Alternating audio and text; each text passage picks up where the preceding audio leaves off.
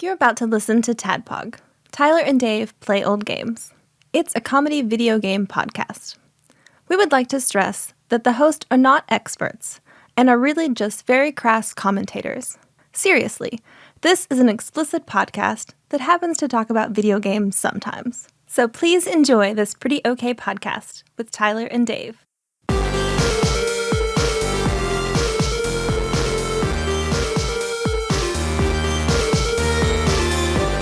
What we should do is we should do a supercut of all the bad intros that I do. Whenever I do the intro, I feel like I am a carnival barker, and it's like because I'm like, "Hello, internet, step right up, listen to our podcast," and I'm spitting everywhere like as I'm talking. It's like ridiculous. I'm sorry, you're sitting right across from me, Josh. You right there. Let me guess your weight. Step right up. Oh, yeah. So it's like one of those where it's like, even like last week when I did it with Jacob, it was like I felt so dumb. But yeah, we can do a supercut. Hello, internet. Here's what I'm gonna do. I'm just gonna do it over and over and over again until it's right, and then the show will be over. Hello, internet. And now I get it why Tyler like sometimes does it in an accent or something. Maybe it's because he's bored of it at this point because he's done it for like 6 years. God, yeah. But maybe I should try an accent. Maybe that would help. Hello, internet. No, that doesn't feel right either. Do auto-tune. Do you have a auto-tune box? Hello, internet. Yeah, I got one. Can you tell? Hello, internet, and welcome to another TADPOG podcast. It's a show where two old guys talk about old games most of the time. Today we're talking about an independent game called Donut County, not to be confused with the other game Donut Country, which is about a sovereign nation built on donuts. And normally we talk about old games, but Tyler is still out. So he asked me to reach out to Josh, and I did. And so Josh is here with me. Hi, Dave. Hey, Josh. And thank you so much for like not laughing at me when I went through the intro. I'm grinning really big. Can you tell? Yeah. Can you see me through the? You had your mic? smize on. Yeah. Okay. Yeah, because I can't see your mouth because it's covered by the pop filter, but your eyes are like they're filled with glee right now. Mm-hmm.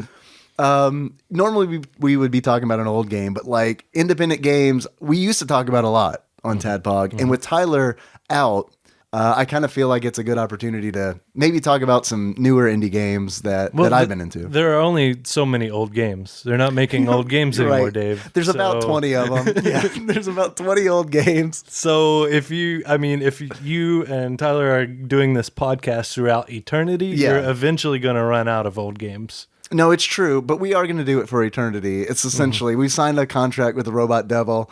The Tyler and Dave heads in a jar. Yeah, it's 100%. The upside is that we get to live forever. The downside is that we get to live forever. So could be worse. Yeah, I mean, it could be worse. Thank you for joining me. Not a problem. That's the thing I normally say at the end, but we could do it again then. Yeah, let's just. You want to do the whole podcast over again, or let's do it backwards? You ready to do the podcast backwards? All right. Thanks for listening, everybody. You can find the show on iTunes and Stitcher. Leave us a review on iTunes. Haven't asked for Tropical Capricorn. How you want to close it out? I guess we already decided. We did it. It's done. It's done. All right. Now we don't have anything to worry about.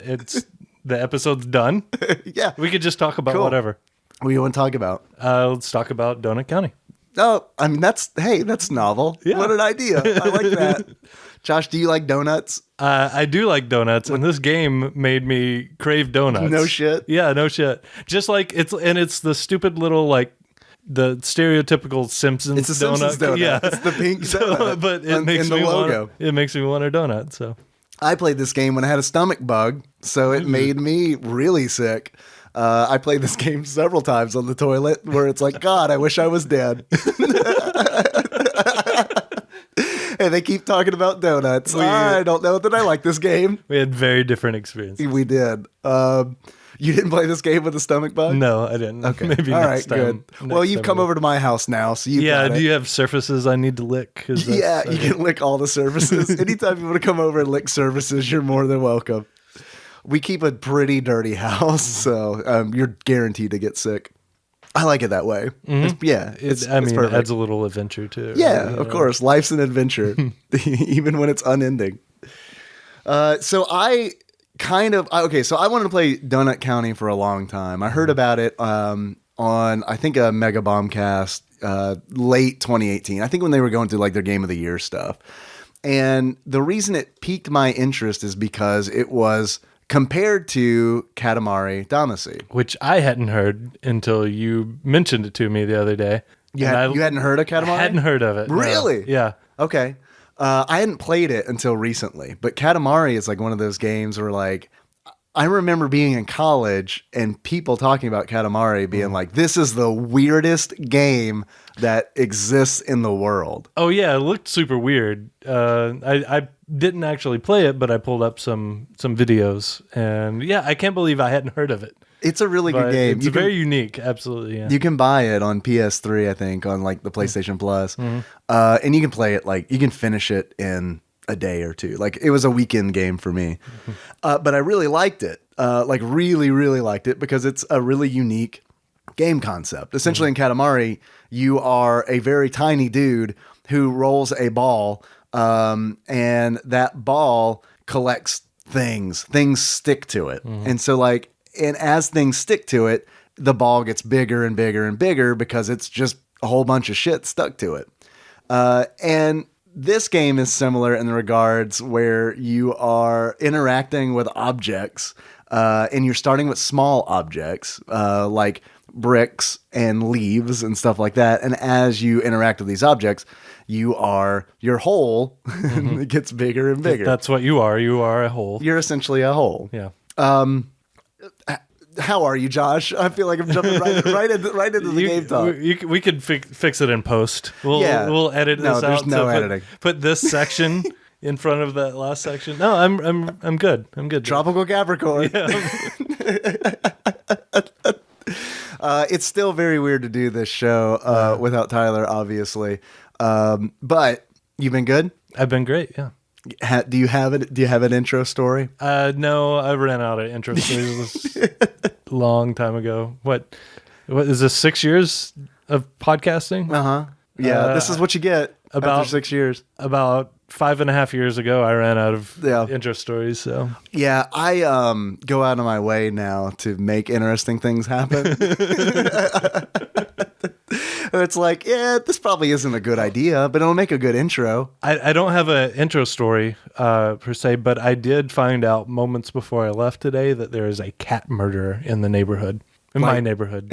I'm about to say, Dave, I wanted to let you know. In this neighborhood. I looked up on topics before I came here, and there's 100% a cat murderer in your neighborhood, Dave. There's a cat murderer in your neighborhood? There's a cat murderer in my neighborhood. It's similar to topics, I guess. There's an app called Nextdoor. I don't know. Called Nextdoor? Nextdoor, okay. Yeah. And it's, you basically create your account, you put in your address, and they send a hole to your house. It sucks up all your belongings. Yes. Yep, it's the donut app. But it links you with it groups you into like little communities within your community. Okay. And all your neighbors essentially, and it's like a forum you can talk about things. Well, apparently there was this. It's a block party. Yeah, there's this cat murderer going around, and while walking my dog. Earlier today, one of my neighbors. Your dog confessed to you. I'm the cat murderer.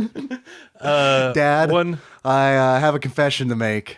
I murder cats for fun. But you're a dog.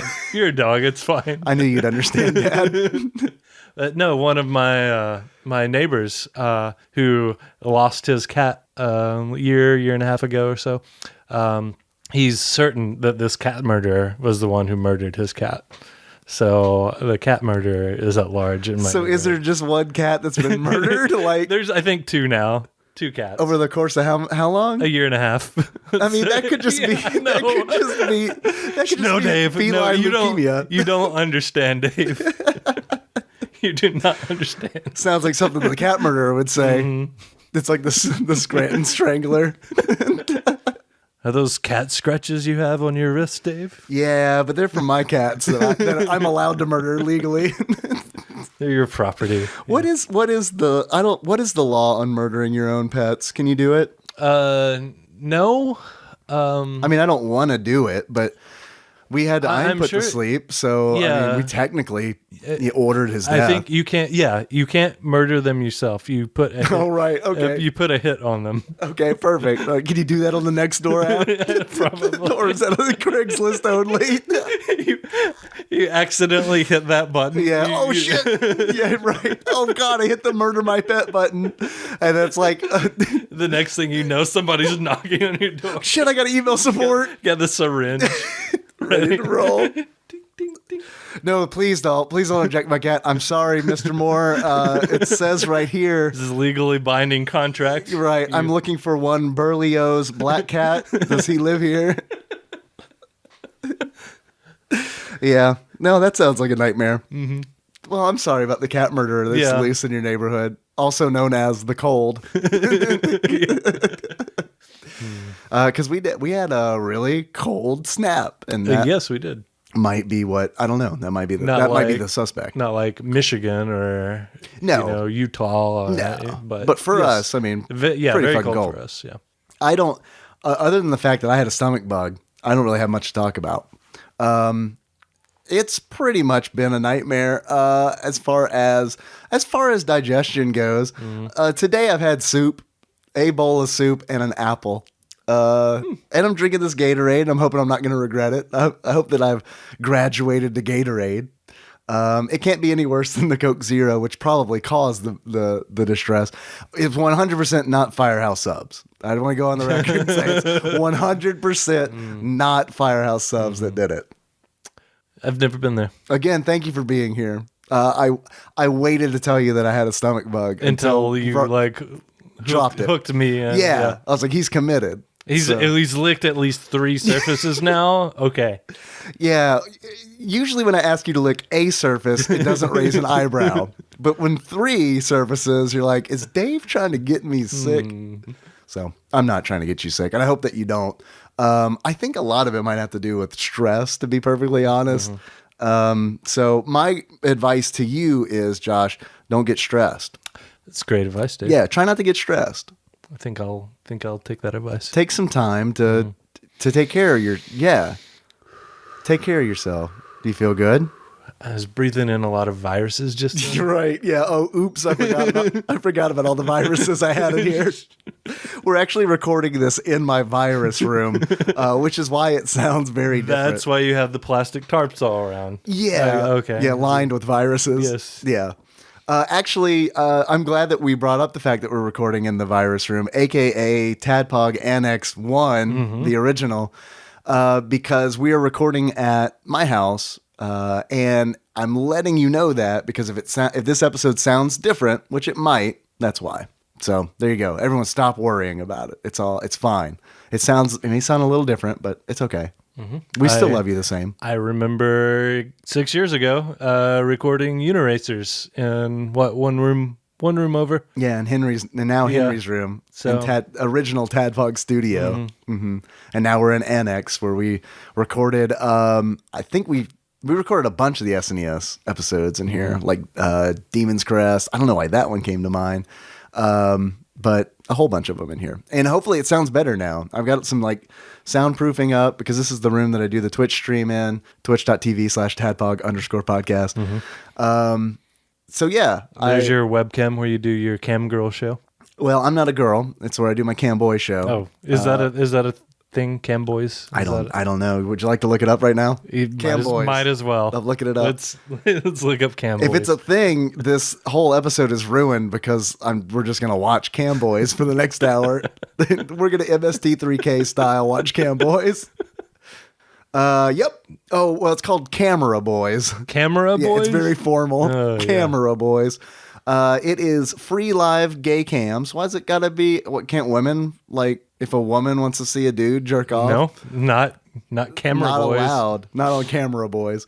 So yeah, cameraboys.com. There's a bunch apparently. What about a heterosexual guy just wanting to watch two guys fucking? You're not stay away from Camera Boys because that is exclusively free live gay cams. There's also camboystube.net.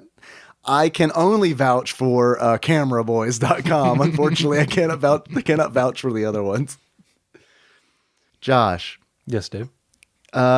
Did you know that there's a site called freedonutcams.com where you can watch all kinds of men and women, old and young alike, of all kinds of different ethnic backgrounds and political viewpoints, eat donuts for free? Sounds hot. It's pretty good unless you got a stomach bug, in which case it is revolting as fuck. And it's the like bright pink Simpsons donuts. Yes. Okay. I've never had a donut like that. Do donuts like that? They exist. I haven't seen them out in nature. But like the Simpsons, like isn't there like a Simpsons park or something, or like a Simpsons restaurant, or there's something where like there's got to be. I remember the Simpsons house. This was like back in the 90s or something. They had a contest, and whoever won got the Simpsons house. I don't remember this. It was painted. It was designed. It was pink. and painted just like their house. I think the owners like remodeled. Like as soon as they got it, they remodeled it, repainted fuck everything. That. Yeah. What a. Yeah, I'm gonna have to look that up. Put it in the show notes. I didn't know that existed. The only Simpsons contest I remember is Who Shot Mr. Burns, and I can't even remember what the prize for that was. Like probably like a pizza or something. I feel like the Simpsons. Well, no. Then again, I was gonna say I feel like the Simpsons wasn't huge at that point, but it was probably like peak, the apex of like Simpsons. So it's probably like 2 pizzas. Any toppings you want. Matt Groening shows up to your house and delivers it and eats it with you. Or actually judges he you for... eats it on the way. You just get a greasy box. Oops. He says, I'm sorry. He drops it at your feet. He gets into his car and drives off. I hope that his car looks exactly like the Simpsons car. Do you hear that, Josh? That Trainsy? We're back in Trainsy territory. I don't think the mic picked up Trainsy, but that was 100% Trainsy. We are 100% in Trainsy territory, which, of course, whenever we hear Trainsy, ushers in a segment that we like to call Dave Murders a Cat. I mean, reads from Wikipedia. I like this arc. We need to keep the Dave murdering cat. It could be anyone, is my point. It's not me, but it could be anyone. It could be you, listener. It could be you, Josh. It could be anyone. Okay, guys, cat murder aside, Donut County is an indie video game developed by American indie designer Ben Esposito and published by Annapurna Interactive. In the game, the player moves a hole to swallow objects, which makes the hole increase in size. The concept, I love this. The concept originated in a game jam that used video game pitches from a Twitter account parody of game designer Peter Molyneux. That is like the best. Hold on. I feel like we need a wall of nonsense to like with red string attached to like here's a photograph of Peter Molyneux, and then it goes to Fable 2, and then it goes to Donut County and Katamari. The Simpsons cat murderer question marks. I love the fact. Okay, so there's a lot of things to unpack there. First of all, I love the fact that there's a Twitter account parody of game designer Peter Molyneux, which I think the Twitter account, I'm not positive. I assume that it's Peter Molyneux. And the reason is when I finished Donut County and the credits rolled, I think there was a special thanks to Peter Molyneux. And I remember reading that and being like, was that a typo or what is that? I assume that it's the parody account. Yeah. And I didn't catch that, no. Because he is famous for not delivering anything that he promises in games. From that point, it expanded to be the inverse of Katamari Damacy. Other inspirations for the game included Hoppy figurines. I'm not familiar with those. Let me click that link. Okay, Hopi, because it's the Native American tribe. At least that's what that's at least what it's linked to. A theme Esposito later relinquished, and locations from Bruce Springsteen songs, which I also didn't pick up because I'm not a big Bruce Springsteen guy. Donut County pretty much came out for everything. In August 2018, it's on iOS, Mac OS, PlayStation 4, Microsoft Windows, Xbox One, and Nintendo Switch. Those versions were released last month, December. Which I played on the Switch, and I'm assuming with your Switch out on the table, you did too. Yeah, you're gonna talk about Donut County. I'm just gonna play it. Is that okay? Yeah, that's fine. Just play it so I can see it, so I can talk about it as you're playing it. Yeah, please. Yeah, you come around to my mic. We'll share a mic. We'll cozy up. I'll spread all my viruses on you, and then we could just You're play just Donut crawling at them. Yeah. Oh, yeah. You could actually. I have so many on me that they actually. You think this is my skin? It's actually just a network of viruses that have linked together. Dave died long ago. Yeah. He died, right. He died shitting on the toilet. Yeah. The cat murderer got him. You're just like a worm that walks. Yes. D&D, only just a mass of viruses.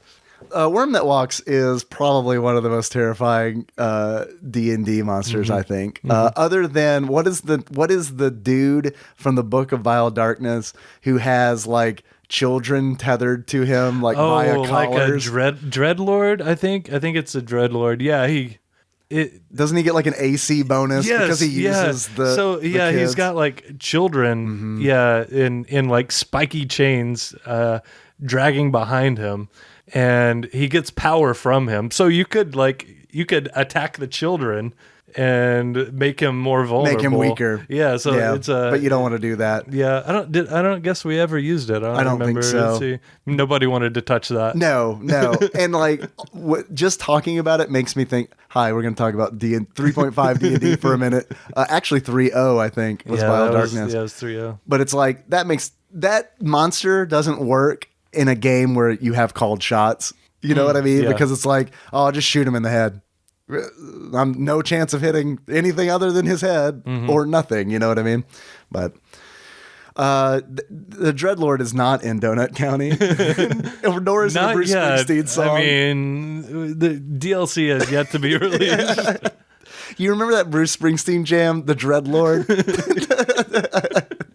The children singing in the background, yeah. Growing up with the Dreadlord. That's what he sounds like, right?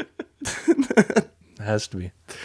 All right, that's it. This has been a good show. I appreciate it, Josh. Right from the beginning, I wished that I had bought this game on iOS because the very beginning of the game, you move blinds from left to right, and it is like so obvious that you're supposed to like swipe with your finger or something like that. And I was you can do it on the Switch in handheld mode. You can use your finger to do it. Yeah, but I was playing on the TV. I was playing it on the TV too. And like, so instead of using your finger, you get to kind of like move the L stick and like there's this little dot that you kind of like use as a cursor. It took me an embarrassing long time. I figured out the moving the blinds over, opening the blinds. Did that take you a long time? I figured out that for a while. Oh, like pretty early. It took me an embarrassing long amount of time to figure out how to open the window. All you do is click on the window. Right. I just didn't know what to do because the icon actually changes whenever you're hovering over the little bar to open up the blinds. Right. Like you get an icon change. You Right. don't get that icon Over change the when you're window. over the window. So I just sat there trying to figure out what to do. Yeah. I didn't encounter another puzzle that hard until the very end of the game. So when Nicole was playing just a little before I left to come here, Yeah. I was like, I'm just click on the window. It took me a while to figure that out. Just do that. Pro tip, click on the window. Goodbye, honey. Good luck. Yeah, I've heard that opening the window in Donut County is akin to playing Dark Souls. Had to get good. This is a pretty, okay, so let me ask you this before I go off on my thing. Do you think opening the window in the game was like the hardest part of the game for you? Probably, yeah, because this was not a hard game. It's a very casual game. Oh, yeah. Which I like. I mean, it was one of those where it's like, this is something I can just totally not get stoned and play, but I could if I wanted to. If you're looking for a challenge, this game is not for you. Right. Yeah. but this game brings something else, and I think that is personality. Yes, yeah, it's very, very well. I would say unique, but you mentioned a couple games before that. It's tough. It's definitely it's definitely interesting. It's got the personality. There's a little bit of a story, which is kind of charming. It's very weird. Yeah. Yeah, it's quirky because essentially the story is you are playing as a raccoon named BK. And I remember at the very beginning, like when his name is revealed, because you see him pretty much like the second scene in the game or whatever. And when his name is BK, I was like, what does BK, like my mind was just already like, what does BK mean? Who is BK? And of course, I thought Burger King. I was like, did they name this raccoon after Burger King? Like, what statement is Ben trying to make here about Burger King? That it's trash food? Because that's accurate. But I mean, it's still delicious sometimes. But then later on in the game, I thought it was funny because they kind of address it a little bit because BK uses a tablet throughout the entire game. He uses a tablet to control the holes that are showing up around Fulfill Donut the County. donut orders. Yes. From their donut delivery app. Yeah. I like it when you say fulfill. It sounds like it's a donut prophecy, which 100% needs to exist. If I owned a donut shop, that would be our motto, fulfilling the donut prophecy. And then just to get people in to be like, what is the donut prophecy? Just send random donuts to people that haven't ordered and be like, you haven't ordered yet. You've been chosen. You don't choose the donut chooses you. But BK, he controls all the holes in Donut County with a tablet. And at some point, he... I believe Mira, the other main character in the game, who is A human, yeah. the only human. Yeah, and she's really cool. She's got like a Letterman jacket on essentially, and like some torn up like yoga pants kind of deal. And at some point, I believe she has to enter BK's password into the tablet, and we find out that the password is Bonky Kong.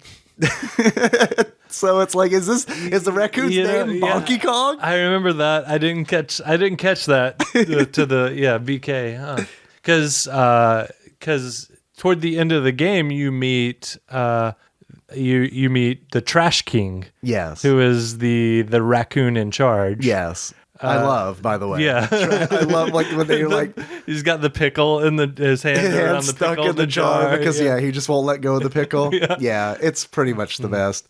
But, so I had assumed, that it was something King. Burger King was what I was thinking, too. But Bonky King. But, Bangin' Bonky King. Kong, I didn't catch that. That's good. Did you know that that Bonky Kong is actually just Funky Kong dressed up like a raccoon? Okay, so obviously I'm not in charge of the Game Theory YouTube channel, but if I were, I would totally do a video on how every character in every video game ever has been Funky Kong. Like that's the next time you come over here, I am going to have photographs of like other like Laura Croft and there's a red string to like Funky Kong. How he's actually like a contortionist. He can like alter his body to make various shapes. That's why he fits in the Samus suit. He could dislocate his shoulders and extend them out. Yeah. I like it. It also explains how he's Nemesis. Yeah. If you look closely, you'll see that their dialogue is always just a little funky. Pretty much any video game I play from now on that has like a weird translation or something in it where it's like, oh God, did you guys know that Cyan is Funky Kong? So is Kefka. So is Shadow. They're It's all Funky Kong. All Funky Kong. It's all Funky We Kong. could almost possibly do it if we could just connect Funky Kong to Shang Tsung from Mortal Kombat. Like we're in. Like that is what we need to do. Did you know Go-Go is Adelaide Stevenson, who is Funky Kong? Oh shit, that brings him into the real world. Funky Kong lives among us. I'm Funky Kong, you're Funky Kong, we're all Funky Kong. Funky Kong is the force that binds us together. This is a new religion. What would that religion be called? Funtholicism. Yeah, I was trying to. Yeah, funkology.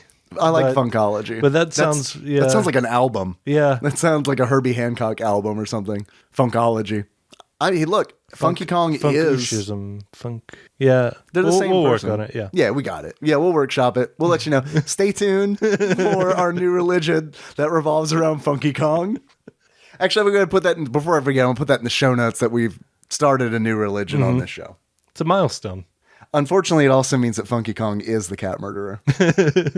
But he was also the cat's. So Yeah, so yeah, it all evens out. I do like wow, we do have a religion on our hands pretty here. deep, yeah. Because that is deep. Because it's like we're all Funky Kong, man. Nothing really matters. It's kind of like dudism. love each other, love yourself. We're all Funky Kong. We're all Funky Kong. In Funky we praise. Okay. So, in the vein of Funky Kong, just like in Donkey Kong Country, when he tells you to move all those holes around and swallow things up, essentially the game starts the window. Okay, let's go back to the window. The Dark Souls of Donut County. You open the window, and because it's Mira's window, she's complaining to BK, Bonky Kong, over her phone. They're sending Yeah, messages back and forth. you only communicate through text messages in, I guess, the overworld. Right. In the underworld, they actually have conversations, I which guess, is 'cause literally an underworld. yes. Yes. Wow. That's very deep, much like the Funky Kong religion. Yeah. This is pretty much the game is pretty much told in a series of flashbacks, which each flashback centers around essentially how one of the animal characters wound up 999 feet yeah. below Donut County. Which, let me ask you this: Donut County is just the name of the donut shop, right? Like, it's not like the place where they all live. Is it the county that they're in? I don't know, because I don't know if it's like, is the donut shop their Capitol building? Because the donut shop does have that big pink Simpsons donut Right. that says Donut County on it. But there is a real world location. There's Joshua Tree National Forest, or National Park. That's Yeah. a real national park? Yes. Because they mentioned that in the game. Yes. Oh God, now I have to look up to see if So- Donut County's real. Yeah. So there is a real place. So I don't know if the county is real or not. That's where you come But- from. You hail from... Yeah, I Joshua assumed it was just under the donut shop, but maybe it funnels downward. Well, I meant you personally. You and all the other Joshes. Your spawn point is Joshua Tree National Park, yes, right? we are. Yeah, I was a tree that eventually matured and turned into me. So it's like the opposite of that one character from Fallout.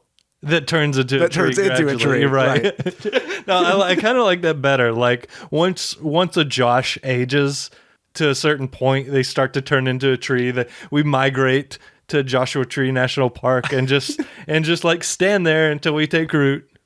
I like that. Is Donut County a real place? Searching.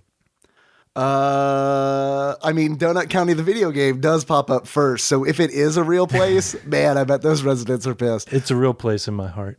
That's where it lives. So anyway, you open the window. Back to the window.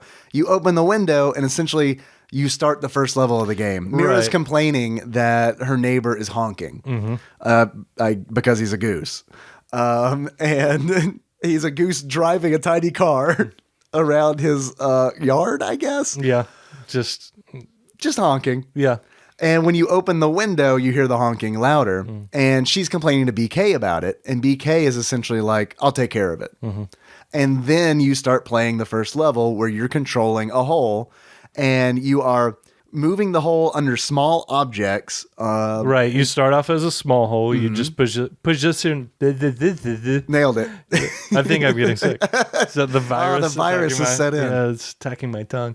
You just position yourself underneath a smaller object that can fall down into the hole. Right. And then you get a little bit bigger. And then the hole gets bigger. yeah, and you just rinse and repeat. Essentially, And, you just collect the items in order of size from smallest to largest. There is a little bit of physics involved, like in that first You level. can wiggle the hole. Yeah, you can you can get something underneath you, like that you can't maybe fit in parallel, like a shed or something. Yeah, you can get it to tilt over, Right. and then fall in like through at its most narrow. Let gravity way. do the work. Right. You can also the goose. He's on a little like moped or something, I think. Yeah, some vehicle. You can position it under him. It's your hole's not big enough for it to swallow him yet, but you can. There's a lot of innuendo in that sentence. Oh yeah. Take your pick. But you can make his package that he's carrying. Oh boy, yeah, keeps getting better. You could get his package with your hole. You could swallow his whole package with that hole. All right, you got to excuse me for a minute. I'm too turned on to continue. Just do it here. All right, it's fine. We're doing it live. So yeah, there's a little bit of physics involved. It's not just simply just. That's true. But and everything in the game that you're swallowing with the hole feels like it doesn't feel like it's real, but it feels like it has weight. Mm-hmm. Does that make sense? Like, for example, if you move the hole under something that's just a little too big for the hole, you'll still get like a little bit of a reaction. Like if you hit like the corner of something, right, you'll still see like it move, it wiggle, and you're like, okay, I'm not quite there yet, but eventually I'll be able to suck that thing up. Oh boy.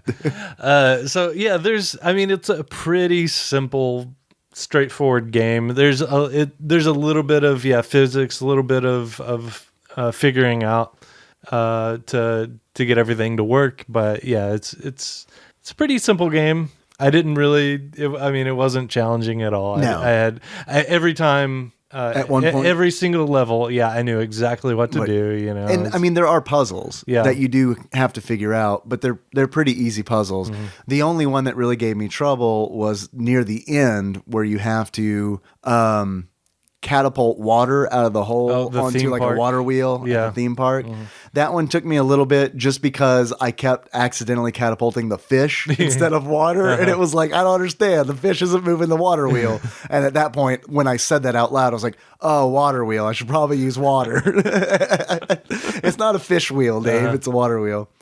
But that's a thing that comes into play is you start getting items in the hole that you can use as tools. Like a snake, I think, is the first one. Is the first one you run into at the ranger station at Joshua Tree National Park.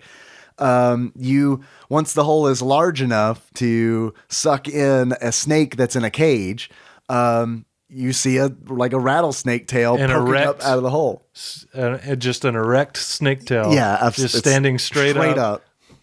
And you use that hole essentially to slam into buttons and move a sign around, which disrupts some chickens that you're able to then swallow up in the hole and then do your thing. Mm-hmm. The next thing that you get is you can get fire in the hole. Right. Yeah. And that becomes like a big important thing in the game as far as the narrative goes, because when there's fire in the hole, it can interact with certain objects like explosives and fireworks, because it's like popcorn. Yes, thank you. Giant pieces of popcorn. Because story wise, you when there's fire in the hole, you send it under a hot air balloon that is containing in the basket a pup named Pup, and it sends the hot air balloon into the atmosphere, and essentially that comes back later in the game. Right, because you mentioned that this story is told in pieces. You're actually in present time. Everybody is 999 feet below Donut County. You're all really mad at each other. Yeah, everybody's really mad at BK. You know it's BK's fault. And he refuses. Yeah. He refuses to accept that. Yeah, he's denying it. You're all trying to figure out what is happening exactly. So yeah, and each character is recounting their story, and basically they're telling the story of when they were swallowed by the hole. Right. And then whenever they mention that, then you play the level. And yeah, you go back and you see how it played out by you playing the level. It turns out everybody is ordering donuts from this donut shop. From Donut County. It is BK getting the orders, and he's BK. Bonky Kong. but so he is sending donuts out, and it's swallowing up people. He gets philosophical for a moment because they talk about what is a donut? How did that conversation go? Something about It's him trying to avoid any kind of guilt. Because it's like when they finally put it together, essentially, that whenever you order a donut, their house gets swallowed up by a giant hole. I think BK is like, what is a donut anyway? A miserable little pile of secrets. So I mean, each stage is unique. There are very few repeats and items.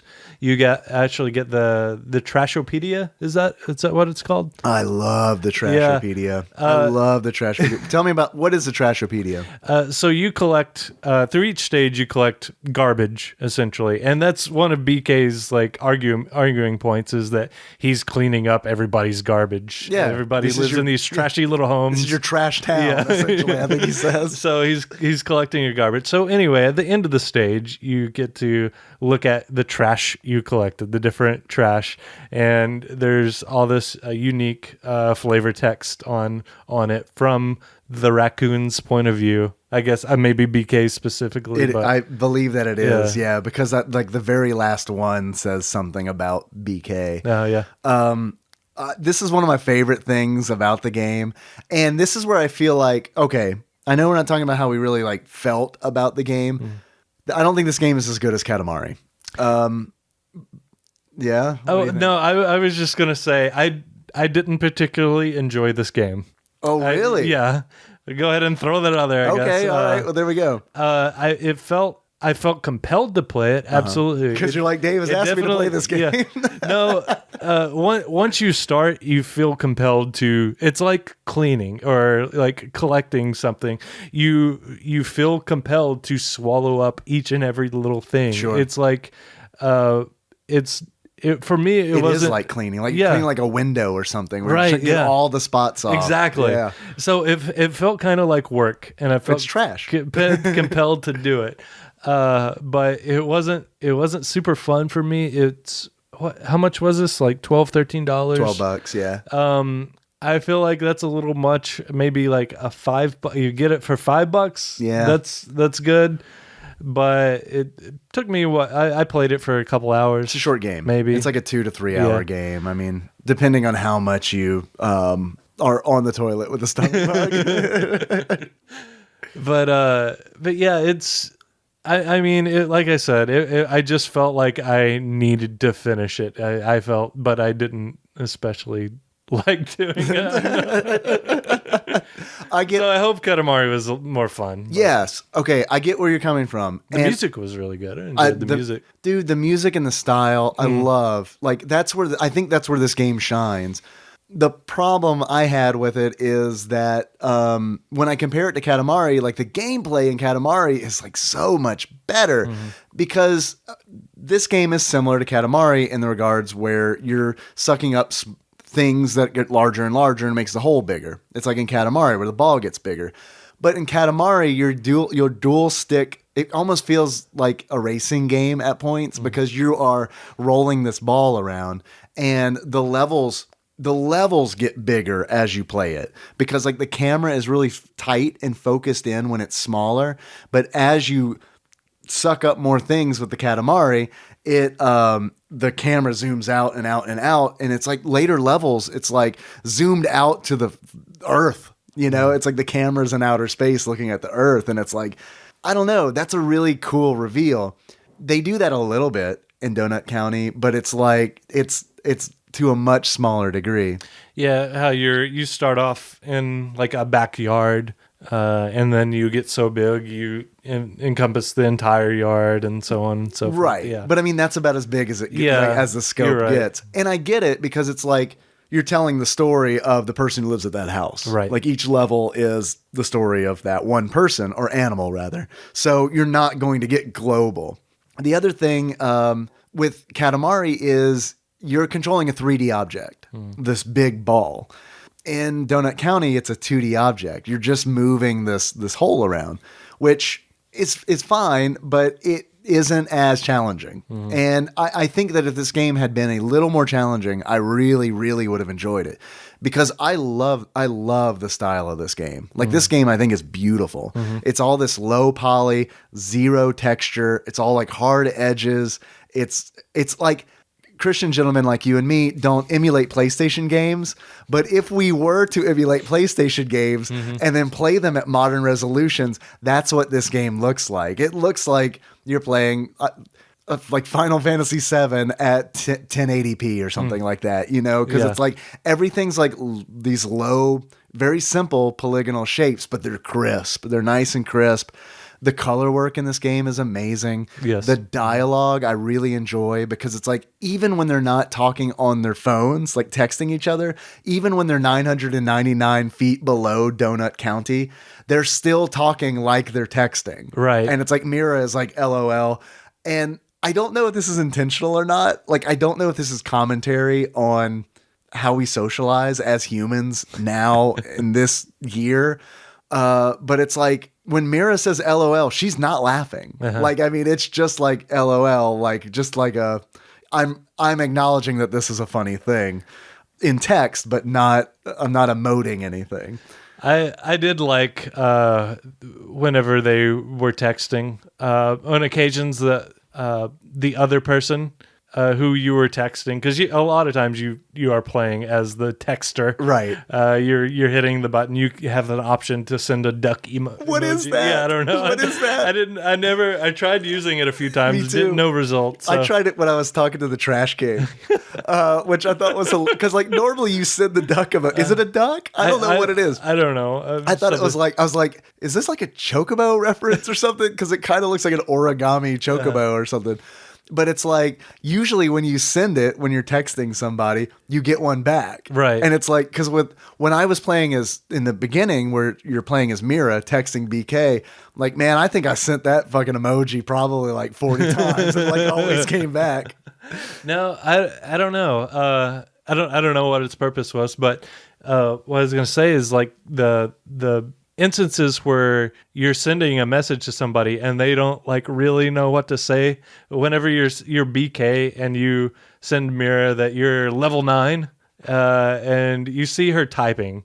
And then you see the Then you dots. see it stop. Then you see it typing again. And then finally she just says, wow. Yeah. Or something like that. You know, no, you don't get it. Which is really cool. Yeah. Like, that's a cool style decision. The Trash King does that too. Whenever you ask if there's any way we could stop this whole thing at the end. Right, because you find out, spoilers, Yeah. I mean, the narrative's pretty light, but I mean, the Trash King's kind of behind all of this. Right. BK is like his biggest deliverer of trash. What, a hole driver? Hole I think driver? His title. Giggity.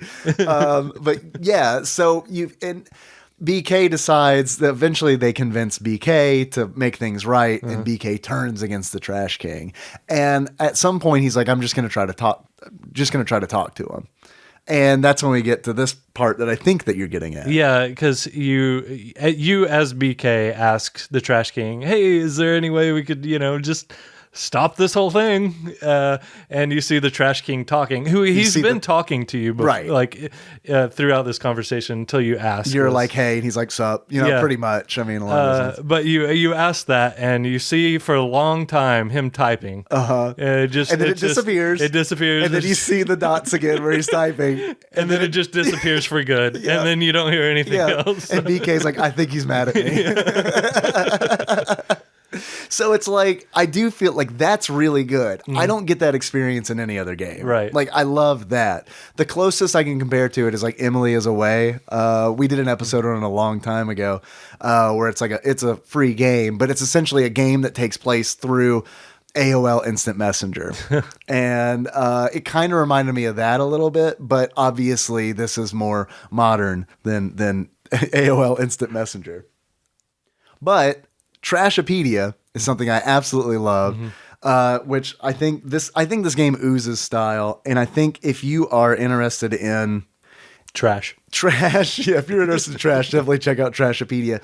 But this is a game that I don't think was super fun to play, but I the gameplay isn't super fun. It's not super engaging, but the style I feel like is worth checking out. I don't know if it's $12 worth checking out.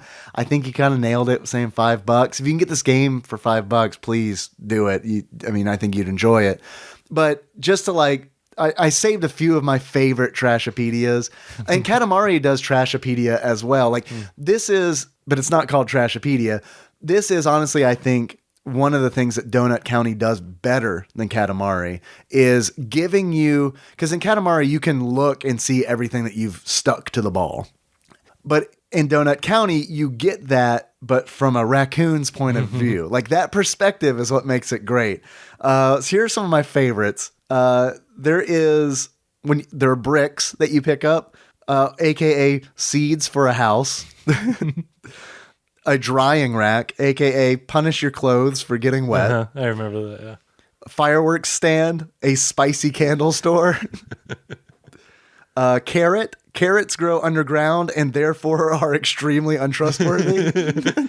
Oh yeah, you get those from the rabbit level, which we didn't talk about. Let's talk about the rabbits. So in this stage you're going after these rabbit farmers Because there's like I guess they're deer or they aardvarks. I'm not sure what their names are Roma and Nikki, and they love rabbits. So they've got this rabbit farm, and you at one point. So the mechanic of the game is you swallow more objects, be they living or not. Right. Your hole gets bigger and bigger. Well, you swallow these two rabbits, and they start fucking. And We assume hearts start coming out of the hole. That's all you see. The two rabbits drop down, and you just see hearts just emanating from, just popping up out of the hole and getting bigger and bigger, and more hearts just start arising. Your hole just engorges itself. So I thought that was pretty unique. That's pretty funny. That's a good idea of the humor that this game has. Yeah, I mean, that's like indicative, I think, of like pretty much the humor throughout the game. And it's kind of like, for the most part, it's pretty tongue-in-cheek like that. Because, I mean, obviously the rabbits are fucking and having more rabbits and, making the hole bigger.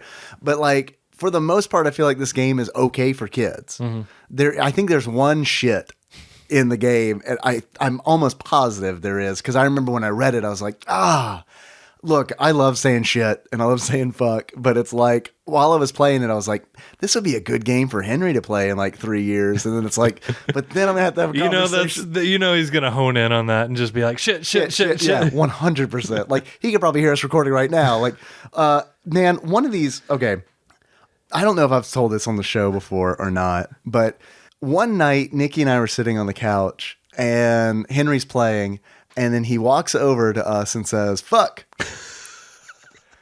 And we both kind of keep straight faces and like look at each other at the corner of our eyes, and she's not doing anything. And so like, I'm not doing anything. Our whole thing is like, if we don't make a big deal about this, he won't say it again. So I'm thinking in my head, like, if he says it again, I'm going to have to be like, what did you say? And he never said it again. So it worked. Wow. It worked. And then we also don't know, because he was of that age where he was just like trying out sounds and stuff. And it's like, I don't know if because afterwards I asked Nikki, I was like, do you think he heard me like on a Twitch stream or something? Because it's like, I can't remember what game I had been playing, but it was one where I was dying a lot. And then she's like, I don't know. I think he was just trying to sound out words. Also another Henry thing.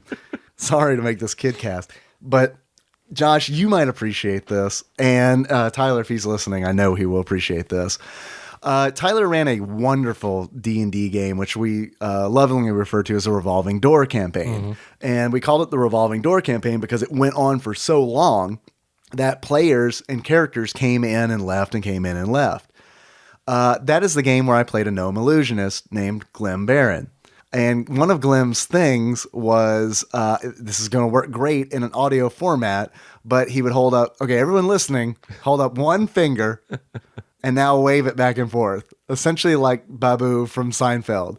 That was kind of like one of Glim's things, where he would like taunt somebody, where it's like, no, it was a wordless thing. Henry does that constantly now, and I do not know where he picked it up, and it drives me absolutely fucking crazy because it's like you don't know you don't know the history behind this. Like, well, it like insults me on several levels because it's like, first of all, you're my son. You gotta like do what I say. Like, this is a thing. This is the social contract. But then the next level is, son, you don't even know that like 16 years ago. Let me sit you down and explain the history. This is a gnome illusionist. Yeah, I just go through all of the 3.0 books. Read all of these. Clump. Yeah. Now, once you get through all this, then you can do the waving your finger thing, and I'll be fine with it. There's also, back to Trashopedia. I don't know if this is an Earthbound reference, but I really hope that it is. The entry for the crow is, if you make a crow mad, it will steal your credit card number. And the only reason I think it might be an Earthbound reference is spiteful crow. If you make a crow mad, and they steal your cookies, right? Right. So I don't know. I hope it is. The popcorn, which we mentioned earlier, according to Trashopedia, is corn that was punished. The camping tent is a fake house that's easy to steal from. And apparently, BK, like, anytime you get there's this whole, like, anytime you suck up a rock, he goes off on this tangent in Trashopedia about how aliens gave us rocks. Oh, yeah. There's a lot of, aliens. And there's a lot of conspiracy theories referenced in this game. The flat Earth. Yeah, the possum. The possum hacker. Who is maybe the third most important character. Yeah, absolutely. Because like she comes along with you during your mission to take down the trash gang, and that you find her in one of. This was my favorite level. The dark level? Yeah, because it's an abandoned house. Yeah. You find this possum who's a flat earther, a hollow earther. She keeps weird masks. Yeah. She's hiding out in this, of course, abandoned house. It's like an abandoned mansion. And yeah, you start off, you've got, it's in the dark. Essentially, you're working in the dark. At first, you've got a couple candles set up that you can kind of see around them, and then once you get everything there, you get a flashlight. Right. You swallow a flashlight, but the battery runs out, so then you got to go and swallow batteries. And there's a cat in there. Yeah, and the cat keeps turning the flashlight off, and it's like, man, it felt so good to suck that cat into the hole because it's like, can't. Wait a minute. Shit. Oh, Dave, I've said too much. Oh, Dave. Oh, Josh, let's keep that between you and me, okay? Please don't tell the next door app. We're deleting this podcast. Yeah, sorry, we're gonna have to start over. Are you good with that? We're only like an hour in, no big deal.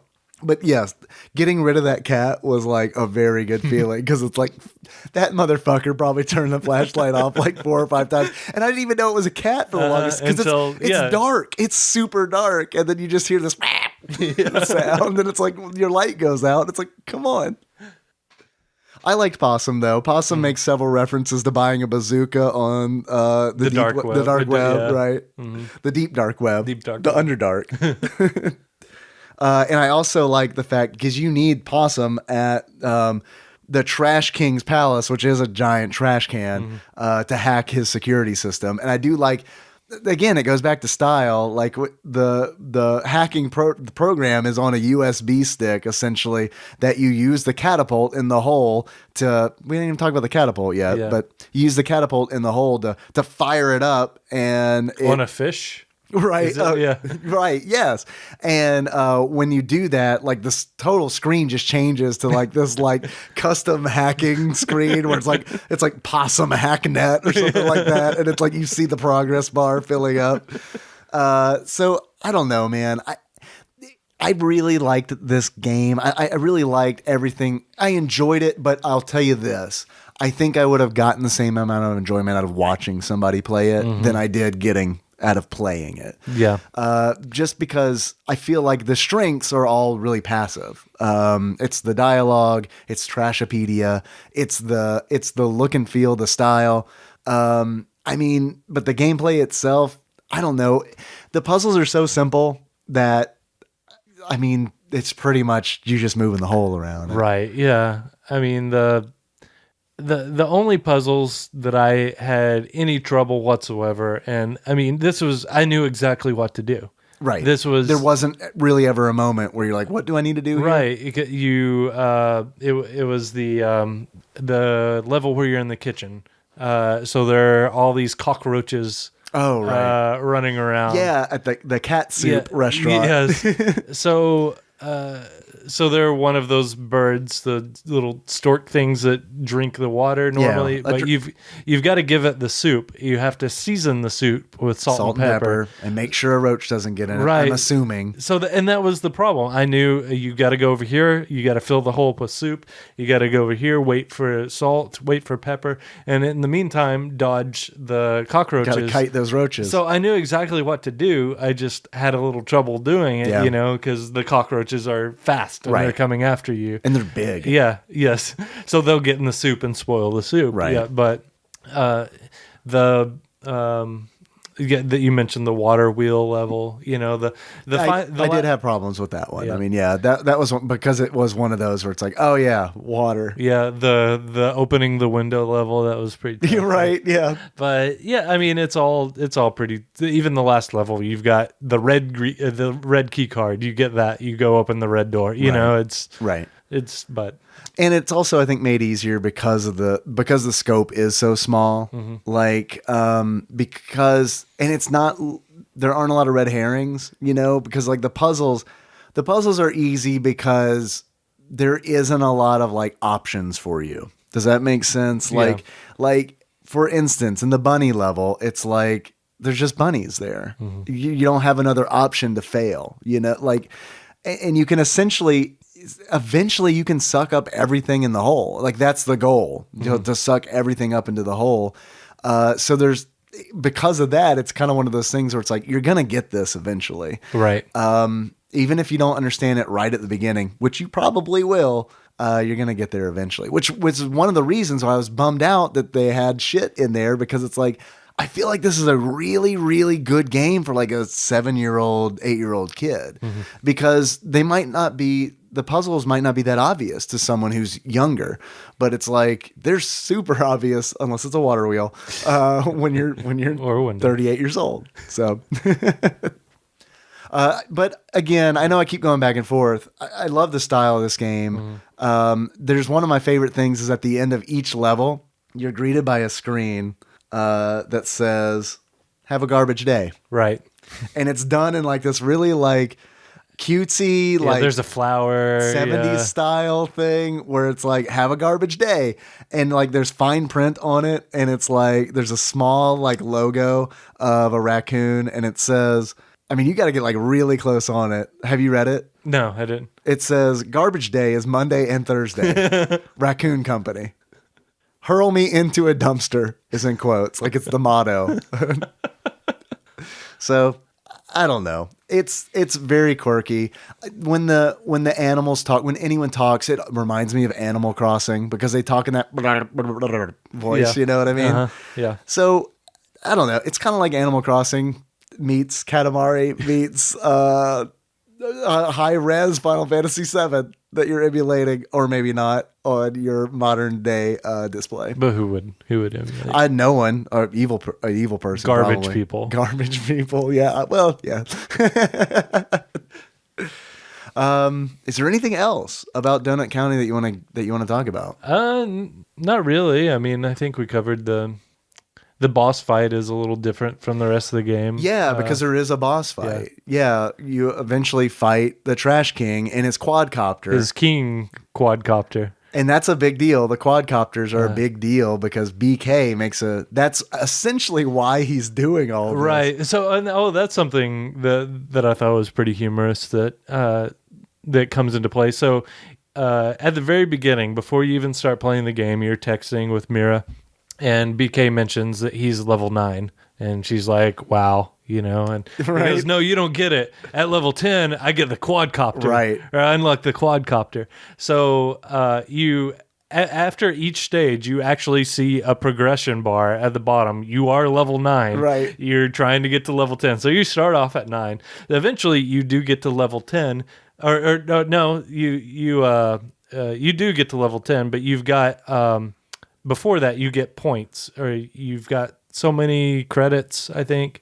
But Mirror guilts you into purchasing the catapult upgrade, Right. using your points to purchase the catapult upgrade, Which you use to solve puzzles. right? Which you need, yeah. But so BK is forced to get the catapult upgrade, and eventually he unlocks the quadcopter. Mirror trashes the quadcopter, Right. Yeah, she destroys it. but that becomes a point of contention between them. Yeah, because she's mad that he's essentially swallowed up the whole of Donut County for a quadcopter. Yeah.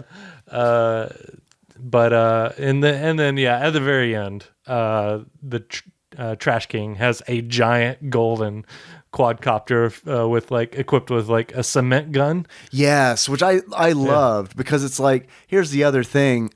I didn't realize it was cement. And it's like, I dodged it and dodged it and dodged it. And then there was a point where I was like, I'm just going to let this in the hole and see what happens.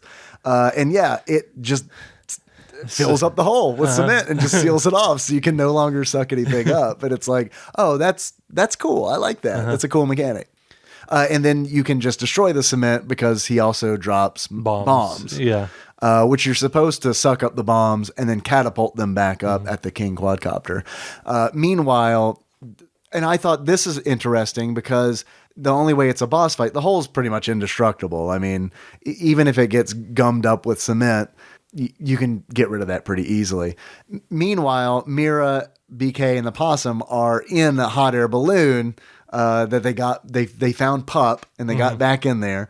And so they're hanging out in there while BK is controlling the hole. If you don't do a good job, the quadcopter starts essentially attacking the hot air balloon. Oh, I never noticed that. Yeah, you did better than me, because it happened one time and I was like, oh shit, there's a fail condition. Okay, I better, because really it did the whole the cement thing and letting it attack I wanted to see what happened. I was like, is this even is this really a boss fight, or is this just a thing where it's like the rest of the game you're gonna get it eventually? You just it's just a matter of how long it takes you.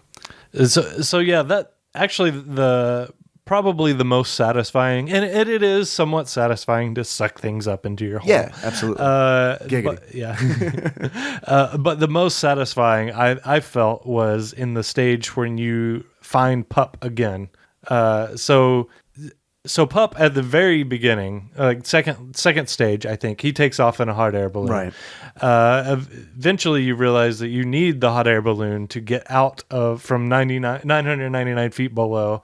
You need the hot air balloon to get out. So you're tracking down Pup. You eventually find him. He's stuck in. He's causing a traffic jam. So you go through the stage. You eventually get Pup. You catapult raccoons, which is great. It's essentially the raccoon police. The raccoon police. They're all in quadcopters. So you blow them up. You suck them. You blow them up. You blow them and suck them. Blow them and suck them. And then I love how you do it, because it's like they all have cameras that are they're taking photographs of the hot air balloon and they're flashing. And it's like when you catapult something up at them, you essentially, the first time you knock the camera out of their hands, and then you catapult up the camera, which flashes in front of their eyes, and then the quadcopter slowly starts down towards the ground. But you catapult the police raccoons back up and onto the hot air balloon. Onto the hot air. They grab on, and then eventually the fat raccoon. Right. At the very end, he's the fat straw, the fat coon. But you suck up the hot air balloon. It falls down the hole. And then at the very end, your hole is so enormous by this point. Thanks for noticing. Yeah, it's gaping. I've been training. It's very well gauged. Your hole's very well gauged. Thank you. That's the nicest thing anyone said to me in a long time. But. Well, now the traffic jam is stopped, so the traffic starts moving, and your giant hole is just sitting there right in front of the traffic, and you just all the cars just start pouring in, and that was just to me just so satisfying. No, I loved it. It's great, and I do honestly think that that's the part of the game that gets the closest to Katamari, because it is that's a bigger scale, and it's the thing that's fun about Katamari is how big can this get, And it's I feel like it's kind of Donut County kind of hamstrings that by the way that the story is told and the fact that the scope is so small. But I mean, you can't tell the same story if it's larger, you know? I mean, unless you're doing like the whole world and it's like you're eventually swallowing up a whole continent or, you know, something like that. So I still think it's a cool game. It's one of those where I totally recommend you pick it up if you can find it on sale. I'm not positive, but I think it's actually a little bit cheaper on mobile, which if I were to play this game again, I would probably I haven't played it on mobile, but it seems like it was made for mobile. I could see that, yeah. Because the levels are short. It's a short game. Like this is totally a game that you could like play in chunks and small bite-sized chunks. You're not going to miss out on a whole lot as opposed to playing it in one big 2-hour session. The speed run, I was curious if there was a speed running community for this game. Speedrun.com has 33 entries on here. The fastest time this game was completed was 33 minutes and 58 seconds. Oh, wow. When I was playing the game, I was thinking about, I think this game could be fun to speedrun. Yeah. Because like if you memorize where everything is, now it's just an issue of like, how quickly can you do it physically? Huh. I'm not there yet. No. And I don't think I'm going to train. No, it took me probably a couple hours. I felt like, maybe in a different platform, I felt like the controls on the Switch maybe were just a little clunky at times. Yeah, because you're essentially controlling a cursor. Right. I mean, that's the bit of it. That's it. Donut County. We feel pretty okay about it, Yeah. I think. I feel more... If you catch it on sale, grab it. But yeah. I think I feel more okay about it than you do. You've been playing, what's it called? What's the game that you, when I was like, hey man, can you please help me out and record a show with me? You suggested a game. Yeah. Sunless Skies. Sunless Skies, which has been advertised to me. Because like when you mentioned it, I was like, that sounds familiar. Which I picked up Sunless Sea back a few years ago, whenever it came out, just on a whim. And then that got me into, it's all based on, Sunless Skies is a sequel to Sunless Seas, which Sunless Seas is, I don't know if it'd be really a sequel, but it's in the same setting as Fallen London, which is a browser game. You're talking about a bunch of games I don't know anything about. What is it called? Fallen London. Fallen London? Yeah, which is, I think it's a free-to-play browser game. How old is it? It's several years old. I don't know exactly, but yeah, it's I'm having a lot of fun. It's very, very lore heavy. It's hard to pin down. I was trying to describe it to you because you had never heard of it, right? And you're like, "What kind of game is it?" Well, I had heard of it because of the marketing, but I'll be honest with you, the marketing is essentially a train in space. Like that's like the big art for it. I remember getting an email about it, and I was like, "I don't think this game is for me. I don't want to play a train in space." So it's really hard to pin down because Fallen London is purely a text-based adventure game. Oh, really? Okay. And there are very, very heavy elements of text-based adventure in Sunless Sea and Sunless Skies.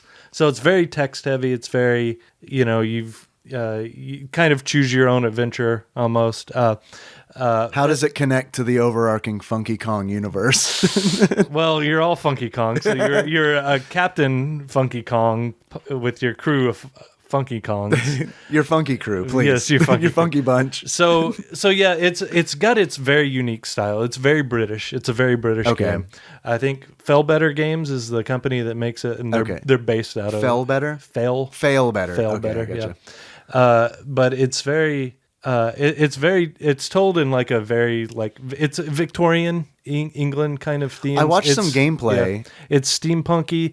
It's a little bit, like I said, text-based adventure. It's a little survival horror. I mean, there are very like Lovecraftian elements of the game, but at the same time, you're piloting a locomotive that's an airship. So there's silly aspects too. I mean, there are like. Is there a Trashopedia in the game? There's not a Trashopedia. I'm out. But there are talking rats, talking hamsters. Okay, I'm back in. Stuff like that. I'm back in. So kind of quirky stuff like that, but also like Lovecraftian horror creatures. So it's terror is a mechanic in the game. So the longer you're out exploring space. Yeah. Your terror rises, so you'll have to go back to find a port and relax, drink some tea, to bring your terror it's down. Yeah. It's a very unique game. Okay. Sunless Sea and Sunless Skies. I feel like Sunless Skies is the better. Of course, it's the newer game. Just came out of early access. What are the requirements like on it? Because I know that's like a PC only game, right? Yeah, it is. I don't know. My 10-year-old computer, which was top of the line when I bought it 10 years ago. Not anymore, though.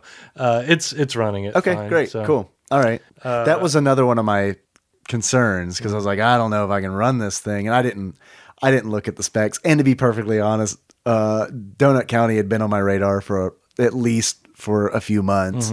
And it's one of those games where it's like, it's received a lot of praise from critics. So it felt like I needed to check it out. And I see why it did, because I've never, aside from Katamari, I've never played a game like this. And if Katamari didn't exist, I think I would love this game like way more than I do. It's just tough for me because I don't know. I've played a game it feels derivative of it. And I played a game similar. It was on a whim, like a couple months ago. I just picked up. I just found something off of the Play Store, my Android, and it's very similar. You're a rat, and you start off eating breadcrumbs, and then you grow bigger and bigger. You start off in a diner. I wish I could remember the name of the game. I picked it up and played it for like half an hour and then just uninstalled it after. You're like, fuck this. Yeah, I hate rats. It was fun for a little while, but yeah, you start off with breadcrumbs, then you start eating like the roaches, and then you start eating like I'm out. That's gross. The utensils, and then eventually like you start eating the furniture and the patrons, and then you go outside and you're eating cars and buildings. And you grow and grow and grow. So all right. That's about the time I stopped playing. I don't know how far it goes. This is too unbelievable. Yeah. Rats eating cars. I'm out. I mean, maybe a bunch of them could, but not one. If you're a rat swarm, yeah, maybe. Oh, that would have been an interesting take. Instead of like becoming a larger rat, you just became like a swarm of rats. Yeah. Like a big rat king. All their tails are tied together. Ooh, I like that. Yeah. Well, cool, man. Do you have any achievements for Donut County? Thinking. Yeah, it's a dumb one, but perfect. Okay. That's great. This is Two in the Stink is the name. Keeping it TADPOG appropriate. Thank you. I appreciate it. Of the achievement. And it is established in the lore of the game that raccoons stink. Yeah, it is. They smell like trash. Yeah. So the object it's a pretty easy achievement. You got to swallow up 2 raccoons, and you get 2 in the stink. Okay. Hey, that's really good. That's very good. That's a lot in the stink. 2 in the stink. That's a lot in the stink.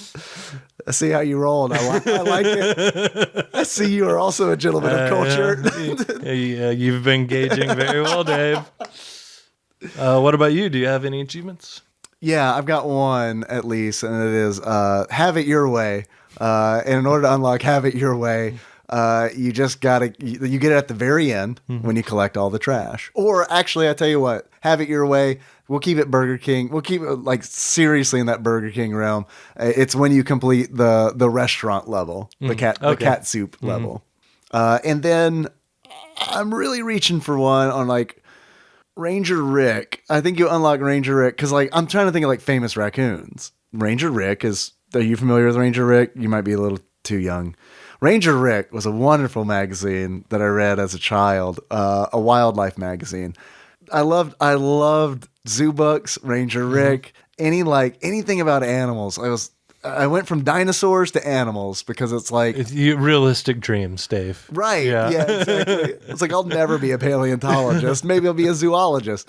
And then I remember like someone, I can't remember who it was, but I was a kid and they told me like, zoologists have to like kill animals sometimes. And I remember what I remember Let's go practice. Right? Dave. That's how. There are some cats outside. That's when I started my dark path down the cat murder path. But that I remember that, and I remember being like, "Ugh, I don't think I want to do that." And then I was like, "Marine biologist," and then someone was like, sometimes they have to like cut open things, and it's like, oh, okay, never mind. Graphic designer, it is. Sometimes, Dave. Yeah, right. Yeah, what is the lowest paying job that I can potentially get with my degree? All right, I'll take it. But yeah, Ranger Rick, famous raccoon. He had forest friends, but he was the one who had the ranger. He was a ranger. In order to unlock Ranger Rick, you need to complete the Joshua Tree National Forest level. So in the TV show Full House, Ranger Joe, Uncle Joey. Okay, yeah, that makes sense. Ranger Joe. That's whenever you said Ranger Rick, that's all I could think of. I was sitting here staring at you as you were talking, nodding my head up and down, but I was just thinking of Full House the whole time. Ranger Joe. He's a something I know.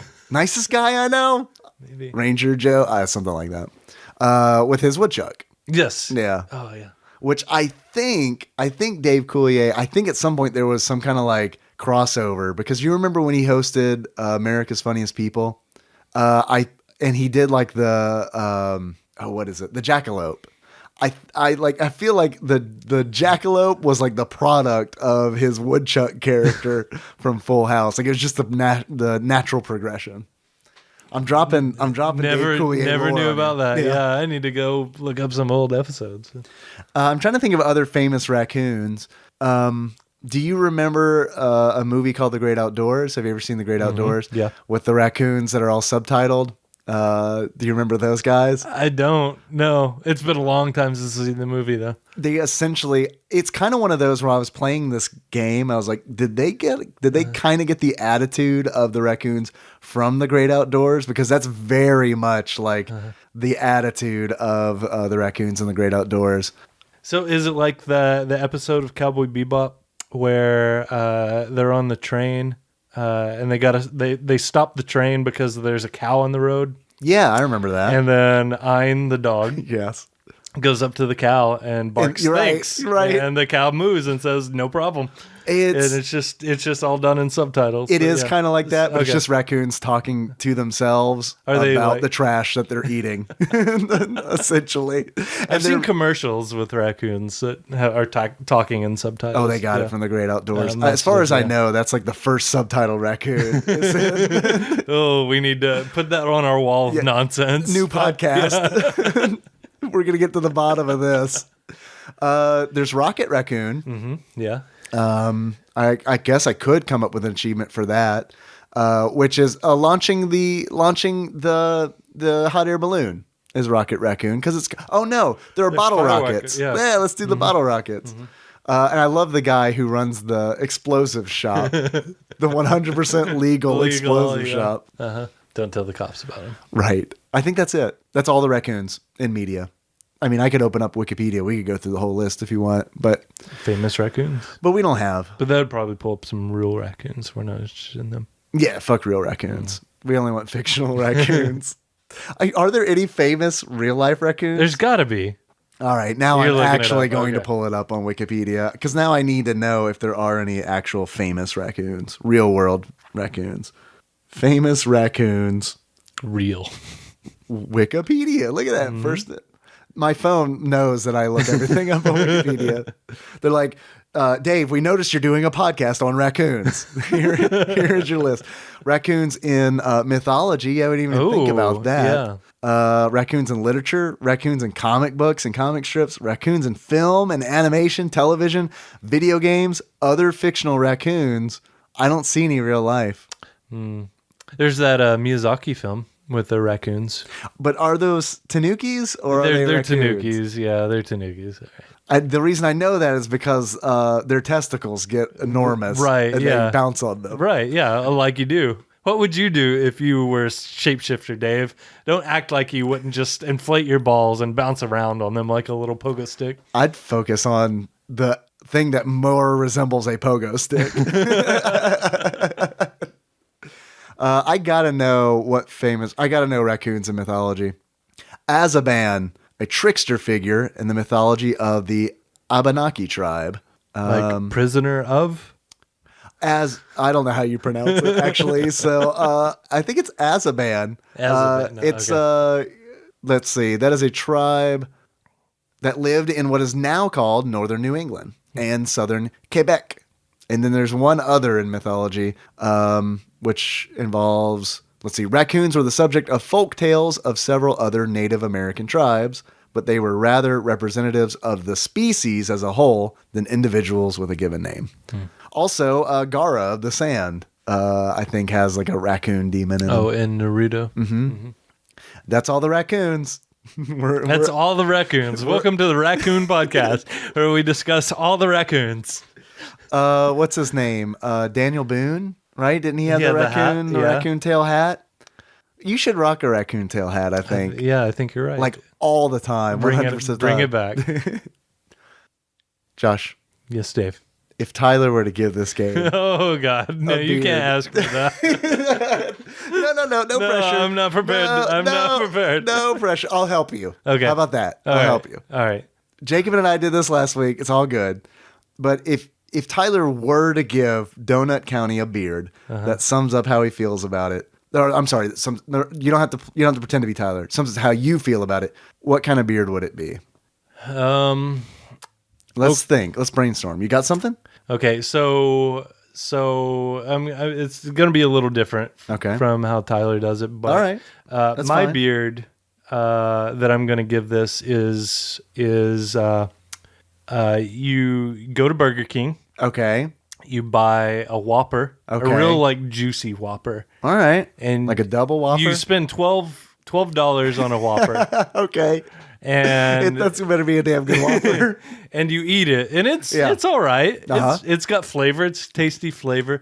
Food needs flavor. Something I've always heard. But all the juices just run down your mouth and get your beard all gross and crusty, or your smooth virus face. And that's the beard I'm gonna give it. Okay, crusty Whopper juice beard. I like it. You nailed it, Josh. Yes, Dave. If Tyler were to give Donut County a pair of glasses that sums up how he or you feels about it, what kind of glasses would it be?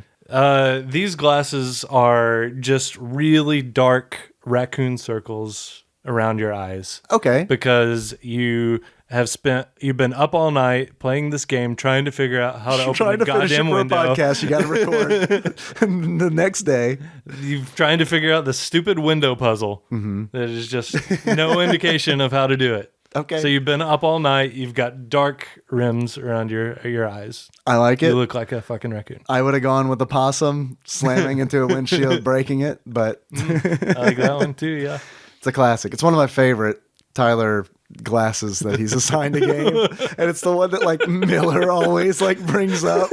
It's like because they were all just like regular glasses like up until that point, and I know what game it was. It was Sparkster for the SNES. Where Tyler's glasses that he gave the game was a raccoon that slams into a windshield, breaking the windshield, and shards of glass go into your eyes. All right, well, good. That was good. We did a podcast. How do you feel about that? I feel good about it. All right. Yeah, I feel like it was probably okay. Not bad for our first episode of TADPOG. Yeah, no, it's actually JadPig. JadPig. Josh and Dave play indie games. Yeah, JadPig. Okay. And it works with Jacob too. Oh, yeah. Jacob and I just did a game that I 100% cannot remember, but it was last week, I assure you. It was Minit. You've been sick since then. You've had a virus. I am a virus. I am the worm that walks. We did an episode on Minit, and it works because he's Jacob as well. He's Jacob as well. His name starts with a J, I mean. Of course he's Jacob as well. Like, I essentially just called you Jacob. How long have we been friends, Dave? How long have we been friends? 16 years? Yeah, this is what I was thinking. 16, 17 somewhere years, in there. Somewhere in the bog park. You remember that time I tried to fight you? Yeah. And I touched your head. Yeah. That was a bad day. I want to let you know. I know you were. I want to let you know that I was having a bad day that happened. Have we ever told that story? Yes, 100%. But essentially, we essentially just told it. Josh touched my head. I got mad and then threatened to fight him. I didn't think you were serious. I know, and that made me more angry because you kept laughing and like you would laugh and it was like, this motherfucker thinks I'm joking around, and it's like I just get more angry, and you would think it's more funny to the point where I don't know how we didn't fight, honestly. Yeah, I don't know. Because I think you rubbed my head after I died in Final Fantasy 11 and leveled down. Oh, I think is what, and like I had already had not a not so great day. That might have been the same day that Saint Zach had come over and for the first time and embarrassed the shit out of me with his racist shit. And it's like, who are you? Why? I would not have brought you over if I would have known this was going to happen. Please don't be this way. Good times.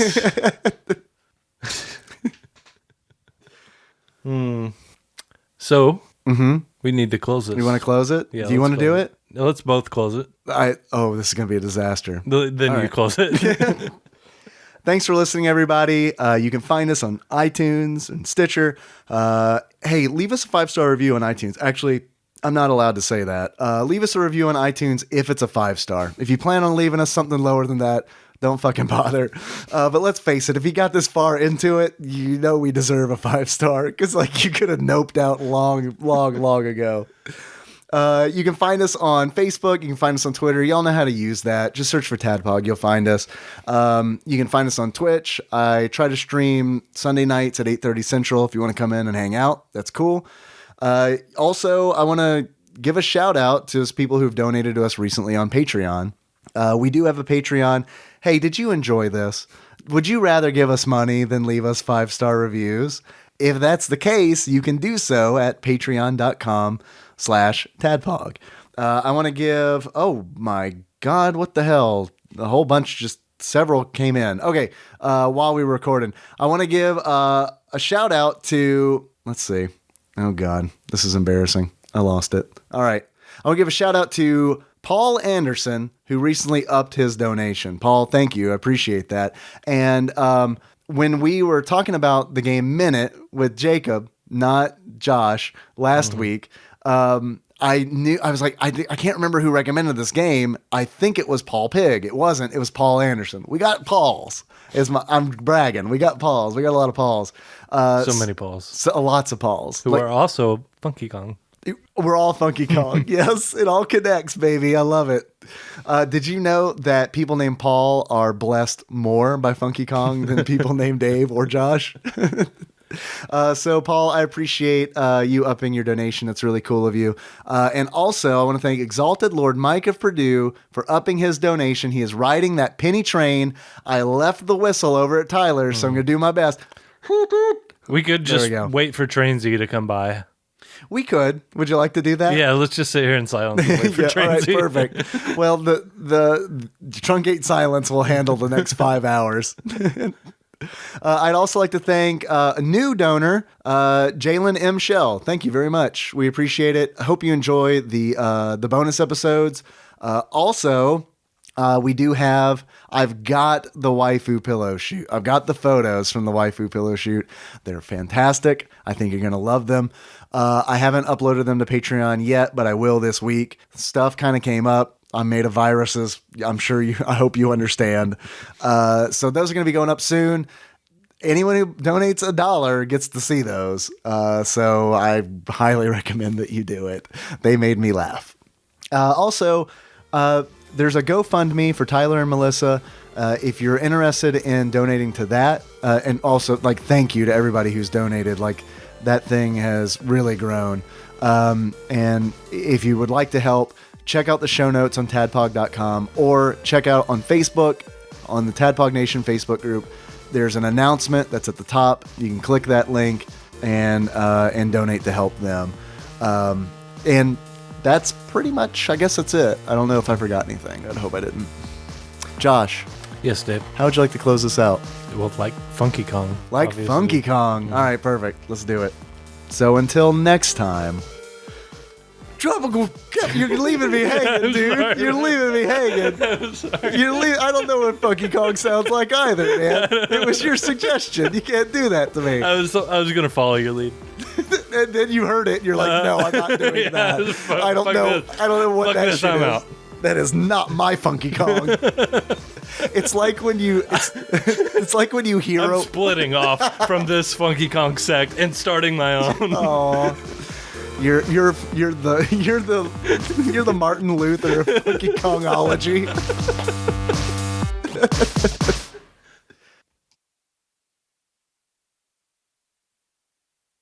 You want to talk about Donut County? Yes, let's talk about Donut County.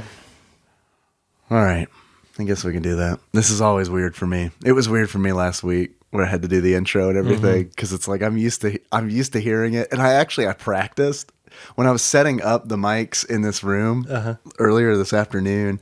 I was practicing, and the way I was practicing was by doing the hello internet and welcome to the TADPOG podcast. I literally said, I'm your bearded host, Tyler, because I was just playing it back in my mind.